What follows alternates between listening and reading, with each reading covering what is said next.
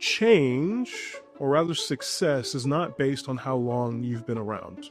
Despite the volume, despite the frequency, despite, I think Edelman's been around for 75 years, if I'm not mistaken. No longer how long you've been in business is a great marker for where you're going to be. No matter how successful you are, no matter the economics of the business, what got you here isn't what's going to get you to that next level.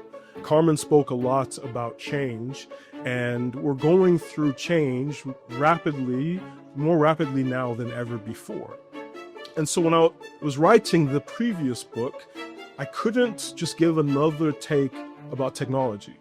Technology is cool, technology is great, I'm very much a techie, but your growth, your success is not going to be based on technology. It's not enough.